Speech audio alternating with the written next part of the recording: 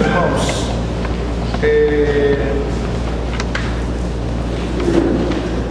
mantenham as suas Bíblias abertas no Evangelho de Lucas, capítulo número 6.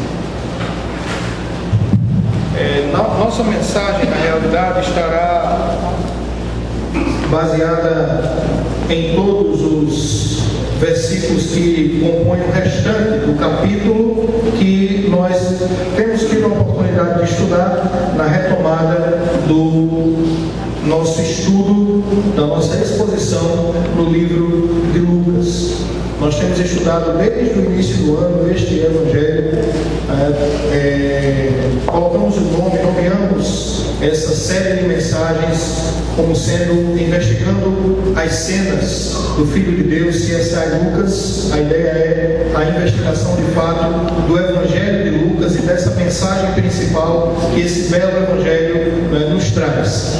Dentre as passagens que nós tivemos a oportunidade de ver até enquanto voltamos da campanha Jejum 40 dias, nós temos em Lucas 6 um corpo de mensagem que fala a respeito do propósito do Filho de Deus em estar vindo a este mundo, também a sua mensagem principal, os seus ensinos, e a partir da semana que vem teremos a oportunidade de ver alguns milagres. Estamos numa passagem que inicia-se, ela tem por início Jesus Cristo começar a falar com os seus ouvintes de uma maneira belíssima, por que não dizer até poética, com muita instrumentalidade, que é justamente com respeito às parábolas. Jesus então vai nos proporcionar, nesse restante de passagem,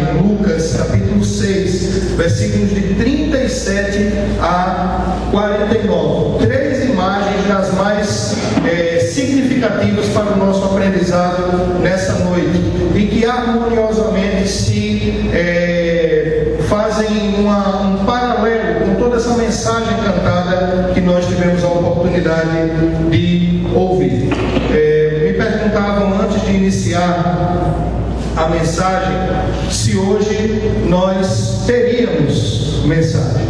E eu fico muito confortável em dizer que essa mensagem está sendo preparada há meses. Eu fico muito confortável em poder dizer que há meses pessoas têm entrado pelas madrugadas analisando essa mensagem. Há meses pessoas têm trabalhado, fazendo contato com pais, contato com crianças, estimulando, animando. Há meses pessoas têm trabalhado essa mensagem para que ela pudesse ser proclamada nessa noite, e não só por aquele que está pregando, mas pudesse ser proclamada nessa noite pelos nossos filhos, por nossas crianças, aqueles a quem as Escrituras dizem, do qual o Senhor suscita perfeito louvor. Então a mensagem ela está sendo preparada já há muito tempo, e eu louvo a Deus por isso. Eu louvo a Deus porque a mensagem não só está sendo preparada, mas ela está sendo vivida. E essa mensagem sem vida, ela não adiantaria de absolutamente nada. Queria falar com vocês hoje à noite a respeito de dois pontos. Cada uma das figuras de linguagem que o Senhor Jesus Cristo está utilizando para falar aos nossos corações nos levam a dois extremos. Há dois pontos extremos dos quais nós centralizamos nessa passagem que tivemos a oportunidade de ler agora: a árvore e os seus frutos. Jesus vai começar então a falar, de acordo com o relato de Lucas, por parábolas. E em falando por parábolas, o Senhor Jesus Cristo vai nos apresentar quatro imagens aqui. A primeira delas, a da vasilha transbordante, versículos de 37 ao 38. A segunda delas, o dia cego, versículos 39 ao 42. A terceira delas, a árvore e seu fruto, os versículos que os irmãos tiveram a oportunidade de ler aqui juntamente com o presbítero Wilson. E a quarta imagem, a casa e o seu fundamento. Lucas capítulo 6, versículos 37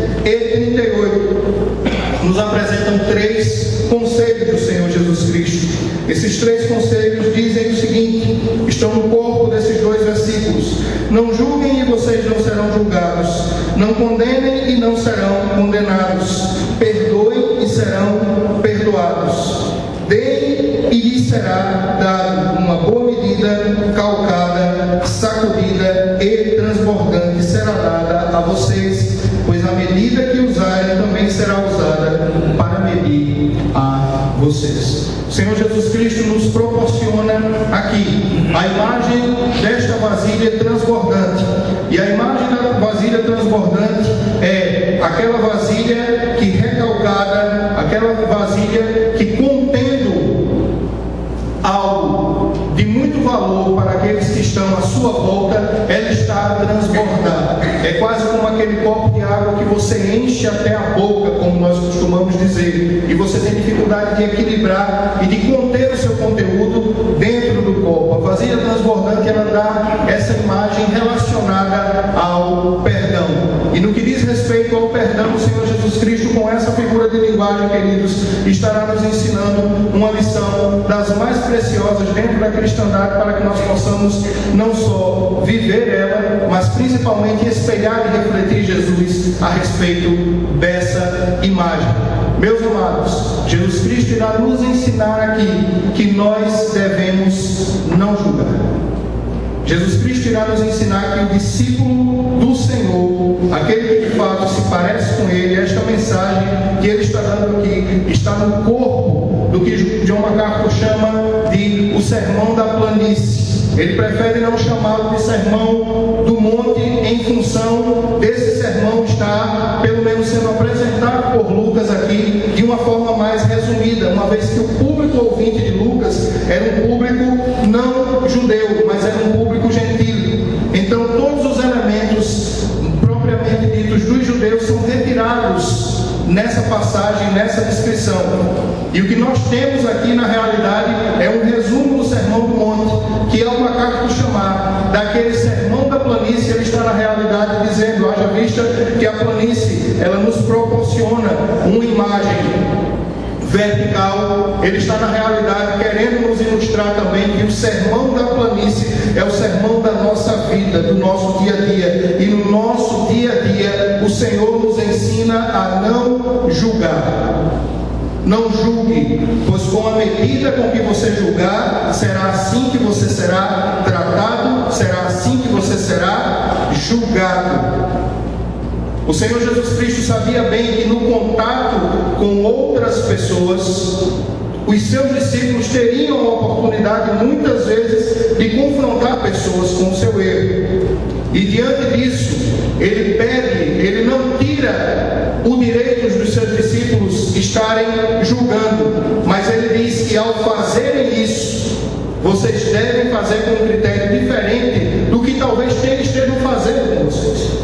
Não julguem, porque com a mesma medida que você for julgar, você também será tratado. O Senhor Jesus vai dizer que em tratando dessas situações, você tampouco deveria condenar. Eu e você tampouco temos o direito de condenar. E ao final, o arremate final, no versículo de número 38, o conselho do Senhor é que nós de fato possamos perdoar. A vasilha transbordante do nosso critério de avaliação com relação a uma outra pessoa deveria ser a vasilha transbordante, meus amados, do perdão.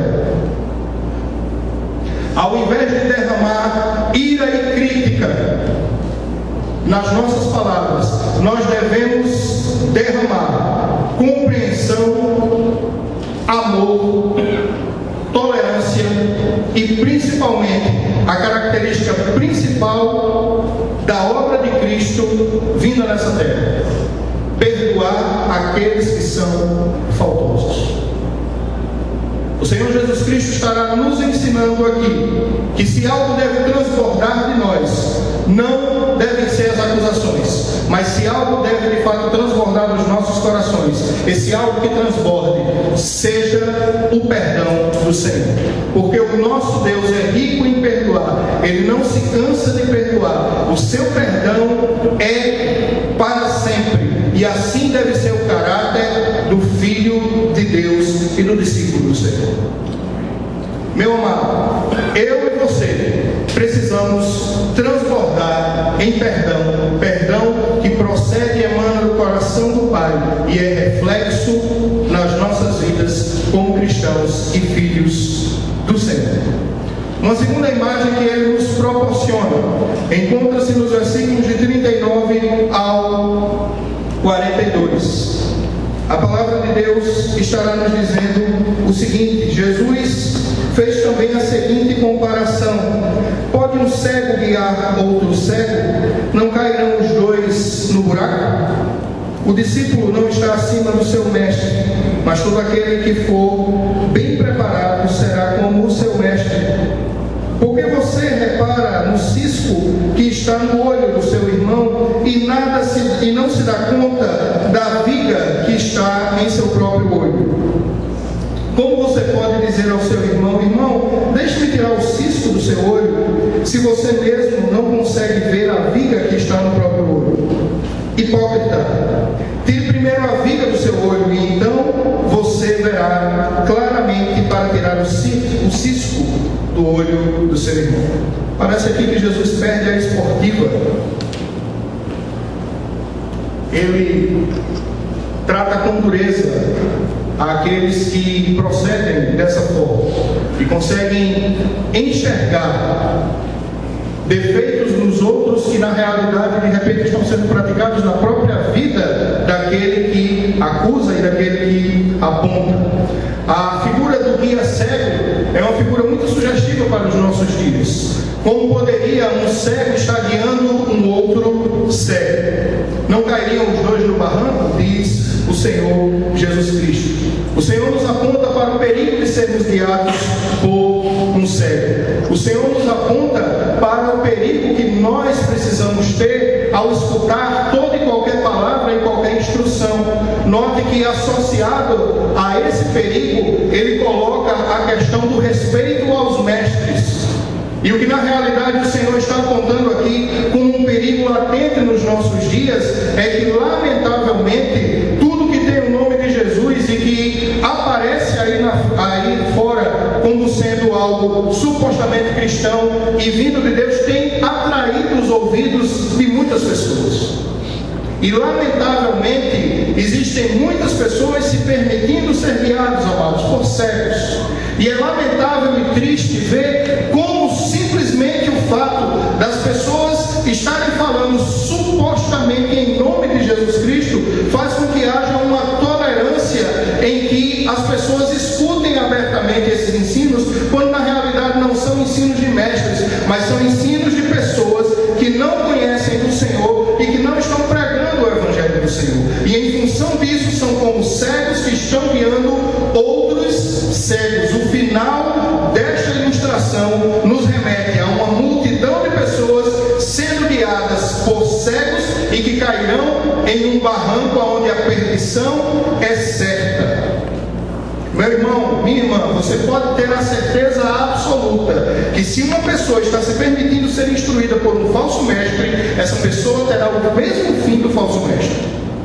E a palavra de Deus nos diz que o falso mestre, ele será de todo destruído e não terá parte com as coisas de Deus.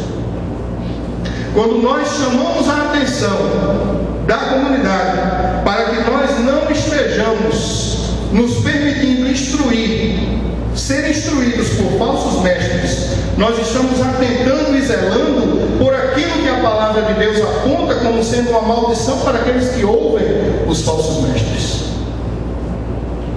Ao falso mestre está reservado, assim como diz o apóstolo Pedro, ao falso mestre está reservado, assim como diz Judas, nada mais nada menos que condenação. E o cristão que se permitir ser instruído pelo falso mestre não terá destino diferente do que aquele que o instrui. Dessa forma, meus amados, o guia cego é aquela palavra carinhosa do Senhor Jesus Cristo, amorosa do Senhor Jesus Cristo, apesar dele chamar aquele que, como cego, está a julgar as obras do outro de hipócrita. A palavra de amor que nós conseguimos identificar do Senhor aqui para nós é que nós não nos deixemos ser guiados por pessoas que não têm condições de instruir-nos na palavra de Deus. A palavra do Senhor, ela nos chamará a ter o cuidado de não desprezar aqueles que verdadeiramente devem ser seguidos. Meus irmãos, aqueles que trabalham no vosso meio têm dado testemunho do Senhor nas suas vidas e casas. A essas pessoas, de fato, a instrução deve ter em nós um ouvido atento e uma obediência pronta, não por aquilo que ensinamos, mas obedeçam às palavras daqueles que os instruem, a partir do momento que essas palavras forem um reflexo da verdade e da vontade de Deus, escrita na sua palavra para as suas vidas. Pode obedecer de olho fechado tudo aquilo que qualquer pessoa deste púlpito vier a pregar, e que esteja em obediência e em harmonia com a palavra de Deus. Mas não há como mencionar ou dizer para você que você possa ser instruído por uma pessoa da qual se verificam que os frutos dessa pessoa ou do seu ministério não são frutos que reflitam de fato uma amizade com Deus, mas que geram uma série de interrogações na cabeça das pessoas. Será que isso é realmente assim? Como se permitir continuar a ser guiado dessa forma? A terceira imagem que o texto nos proporciona é justamente da árvore e seus frutos. E cada árvore, querida, é conhecida pelo seu fruto. Não há como você se enganar nessa matéria. Eu me lembro que há um tempo atrás, nós tivemos a oportunidade de estar num lugar de campo. Uma pessoa falou de uma árvore que dava um frutinho chamado araçá. Quem aqui já teve a oportunidade de comer araçá? O araçá é uma goiabinha pequenininha, tem gosto de goiaba, tem jeito de goiaba, mas não tem tamanho de goiaba. Você olha para ele, fica desconfiado se realmente aquilo ali presta, e ao comer você vê que de fato ele tem a sua similaridade com a goiaba. É inconfundível você olhar para um pé de araçá e você olhar para um pé de goiaba e você sabe o que é um e o que é outro, porque isso é característico de toda a árvore. A árvore ela é conhecida pelo seu fruto. Dessa forma, meus amados, deve ser também o nosso critério para avaliarmos aqueles a quem nos chegamos para ser instruídos. Assim como o fruto revela a árvore, as ações de alguém revelam e indicam a procedência dessa pessoa. Se de fato essa pessoa vem de Deus ou se ela não vem de Deus. As ações daquele que procede de Deus são ações que de fato revelam misericórdia, são ações que revelam ajuda e apoio. Por exemplo, as ações de um diácono são trazer um copo d'água para o pastor que está classificando sem voz aqui.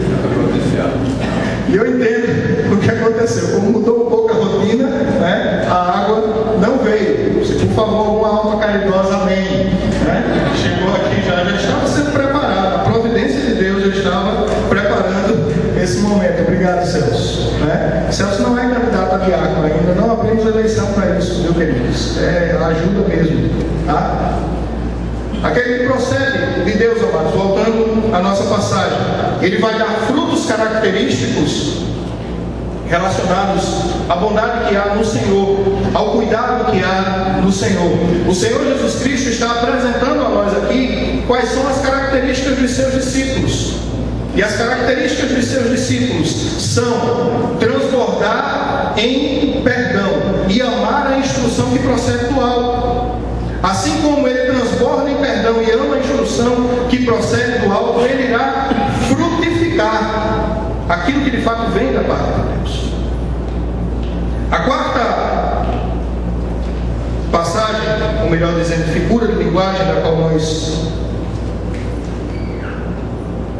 temos a oportunidade de ver, é o da casa e o seu fundamento. E me permita abrir essa parte, versículos 46 a 49, mencionando que nada influencia mais que a coerência. Absolutamente nada influencia mais que uma vida coerente.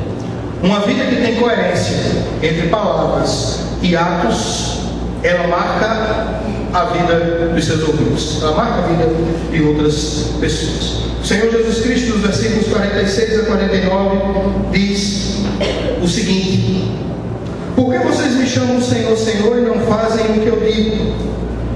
Eu lhes mostrarei com que se compara aquele que vem a mim, ouve as minhas palavras e as pratica. É como um homem que, ao construir uma casa, cavou fundo e colocou os alicerces na rocha. Quando veio a inundação, a torrente deu contra aquela casa, mas não a conseguiu abalar, porque estava bem construída. Mas aquele que ouve as minhas palavras e não as pratica é como um homem que construiu uma casa sobre o chão, sem alicerce. No momento em que a torrente deu contra aquela casa, ela caiu e a sua destruição foi completa. Nada influencia mais que a coerência. E a conversa de alguém normalmente revela aquilo que está dentro do seu coração. Dificilmente alguém que está cheio de Deus vai falar coisas que não se pareçam com o coração de Deus. Vai falar coisas que não transpareçam o caráter e a santidade de Deus.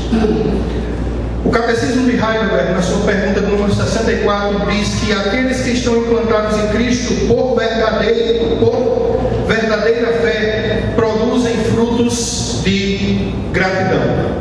É interessante como o Senhor inicia essa conclusão da sua mensagem, desse corpo de mensagem que nós estamos tendo a oportunidade de falar, citando algo que é comum e inquieta muitas vezes a vida dos pastores no seu pastoreio com as igrejas.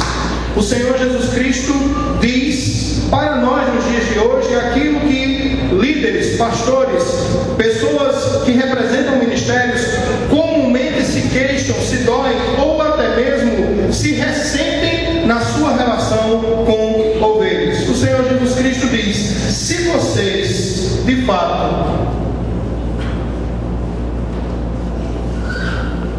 me amam, se vocês de fato ouvem as minhas palavras, por que vocês não as praticam? A queixa do Senhor é uma queixa histórica. A queixa do Senhor é a queixa de Deus desde o seu povo no Antigo Testamento. A queixa do Senhor é aquela mesma queixa que Tiago traz para a igreja, a qual ele está tendo a oportunidade de falar em condição de dispersão, dizendo para ela que as suas obras não estavam de acordo com a sua fé. Ninguém deveria, pois, ser simplesmente ouvinte da palavra, diz Tiago, mas você deveria ser praticante da palavra. O Senhor Jesus Cristo inicia então a conclusão do seu diálogo com os discípulos, a conclusão dessa mensagem, questionando: se vocês me ouvem e me chamam de Senhor, por que vocês não me obedecem?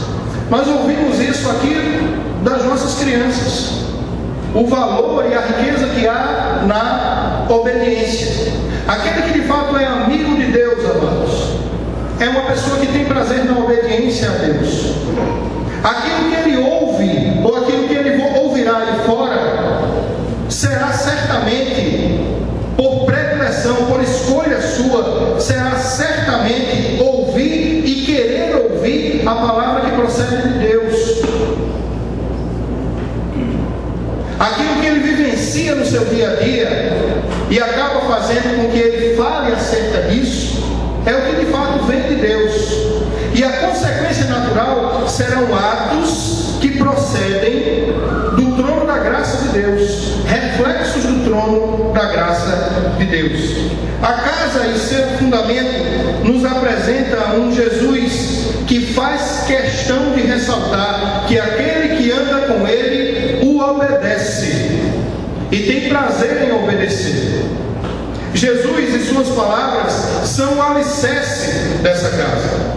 Quem não estiver alicerçado em Cristo, pode ter certeza, a sua casa desabará, meu irmão. A casa vai cair, como a turma diz por aí. E é lamentável ver como nós podemos, em determinados momentos da nossa vida, ou situações das nossas vidas, nos permitir apegados, não necessariamente à mensagem da palavra de Deus, mas nos permitir estar apegados a coisas transitórias e temporais que estão à nossa volta. A partir do momento que isso acontece, eu me permito ser ministrado em uma comunidade se os meus interesses dentro da comunidade estiverem sendo satisfeitos. Eu me permito ser ministrado por alguém que pregue na comunidade, desde que seja essa pessoa.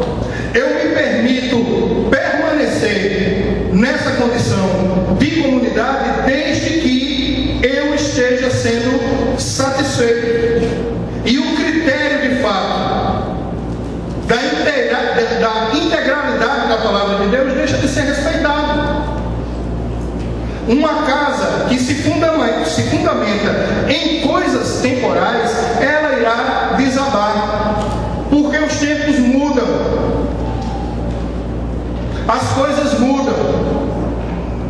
É interessante às vezes você se deparar com uma comunidade como essa de 17 anos, onde você tem a oportunidade de ver pessoas passarem por ela, entrar aqui depois de algum tempo longe, olhar e dizer, não é mais minha igreja, simplesmente porque o piso foi trocado, a estrutura foi mudada. Então é sua igreja porque o piso antes era diferente e as paredes eram diferentes. Eu não consigo ouvir a palavra de Deus com fulano, não.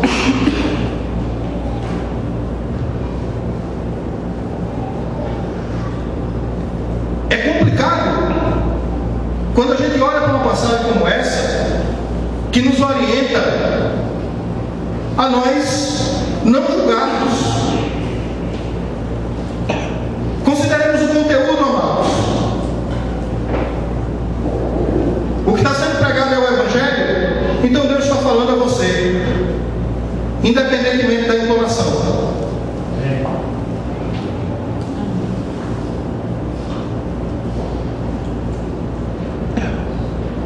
Quem não estiver alicerçado em Cristo, meu amado, é questão de tempo, viu? Vai dar ventania, vai dar tempestade, vai chegar uma hora, meu irmão, que a própria temporalidade da vida vai cobrar de mim e de você se eu estou alicerçado em Cristo ou não. Vai chegar uma hora que a morte vai bater a porta, os recursos não vão ser mais o mesmo, a estrutura física do lugar vai mudar. E se você não estiver alicerçado em Cristo, a sua casa vai desabar e ela vai cair. E a ruína, diz o Senhor Jesus Cristo aí, será o quê? Será grande. Será grande.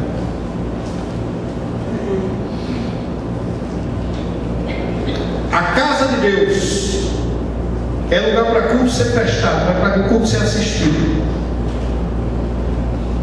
Eu sou agente no culto que eu presto. Eu não sou reagente. Não me cabe essa função. Eu sou agente. O culto é quente porque eu cultuo. Meu coração arde, porque Deus em mim faz arder. A Ele, somente a Ele, seja toda a glória pelos séculos dos séculos. Deus não divide a sua glória com absolutamente ninguém. O bom pastor do teu coração é o Senhor Jesus Cristo. Ele é aquele que fala quando o clima troveja, e é aquele que fala, assim como falou para Elias, através e uma breve brisa, um cicio suave. Dessa forma, essas sessões nos ensinam e apontam para coisas que ouvimos, a nossa forma de ver e aquilo que falamos, que muitas vezes é resultado justamente daquilo que nós ouvimos e vemos. As coisas que ouvimos, a quem estamos escutando, as coisas que estamos vendo, sob que perspectiva estamos vendo, as coisas que falamos, o que é que faz com que eu fale o que eu tenho falado. Aprendamos então, queridos, com as imagens. A palavra de Deus vai nos ensinar através da vasilha transbordante que o amigo de Deus tem um coração acolhedor e perdoador. Tem um coração pronto a perdoar. Isso é ser amigo de Deus. Amém, meu irmão? Amém. Isso é ser amigo de Deus. Tem um coração acolhedor ao faltoso e perdoador. Eu e você somos tão potencialmente faltosos quanto qualquer outra pessoa que esteja à nossa volta. Pode ter certeza disso. E se queremos ser acolhidos quando em faltas, sejamos acolhedores e também tenhamos um coração perdoador. A imagem do guia cego nos ensina que o amigo de Deus tem um conceito equilibrado acerca de si.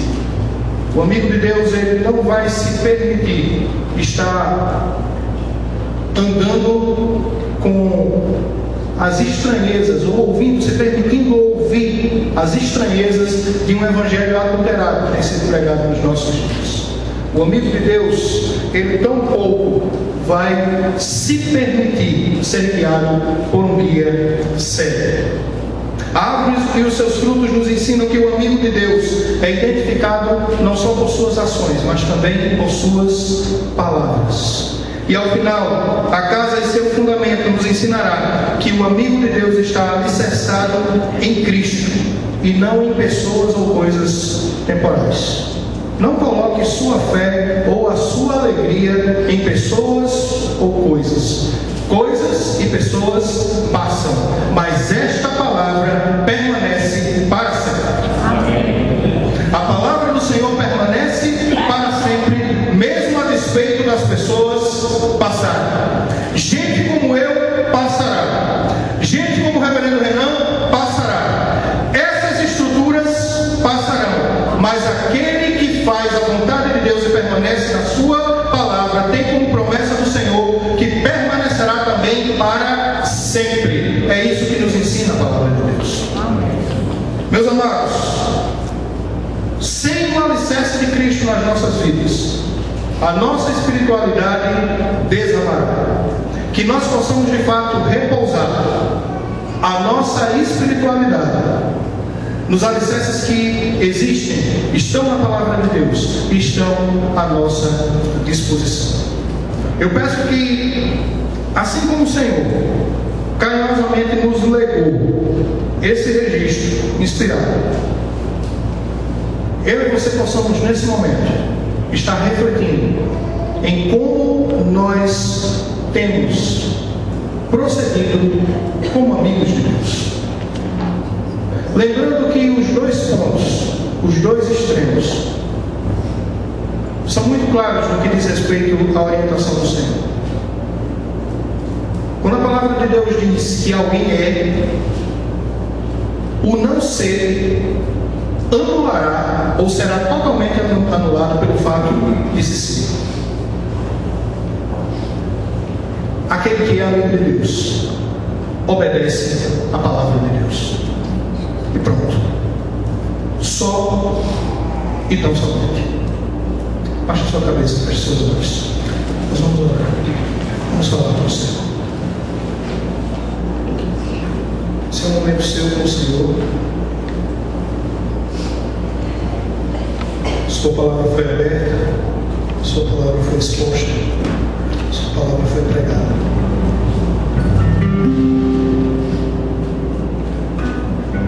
Sua palavra foi cantada, foi meditada.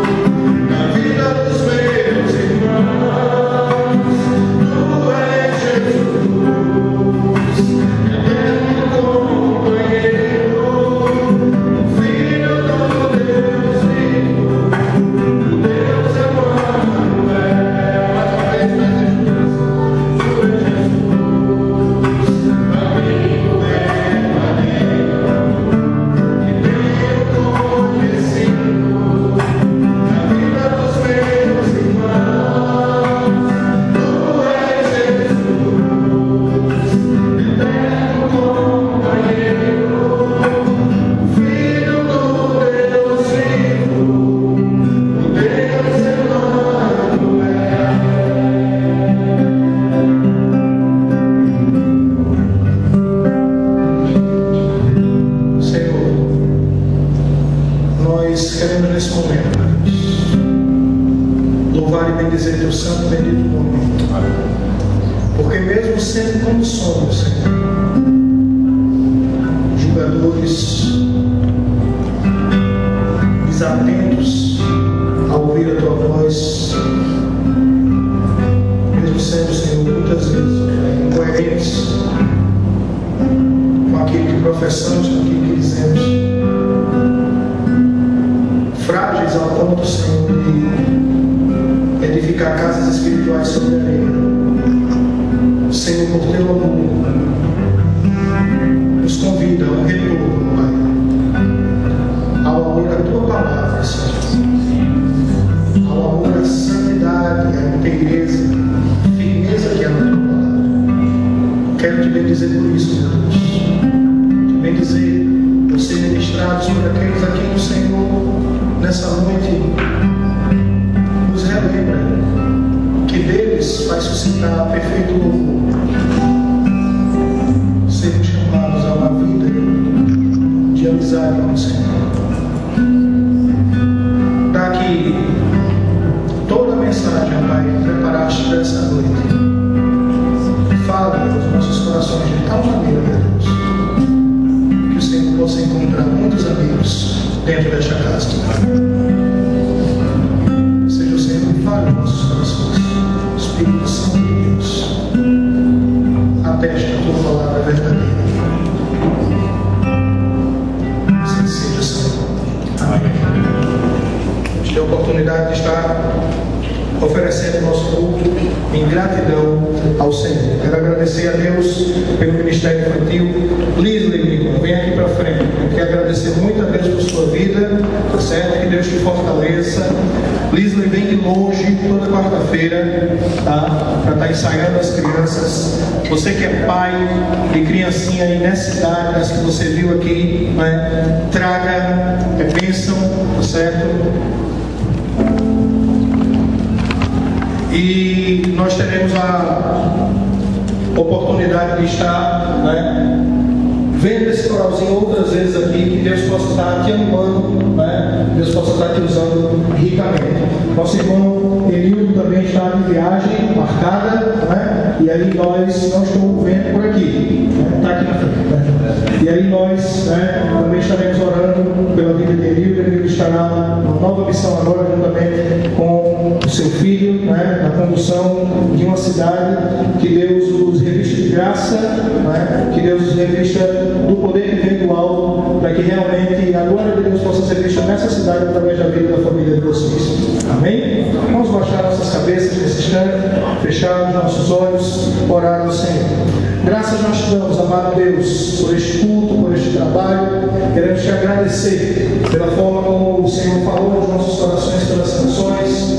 Queremos te agradecer, ó Deus, pela exposição da tua palavra. Quero te agradecer, Deus, pela oportunidade de ser ministrado na tua palavra e poder estar, ó Deus, transferindo esta palavra para os teus filhos.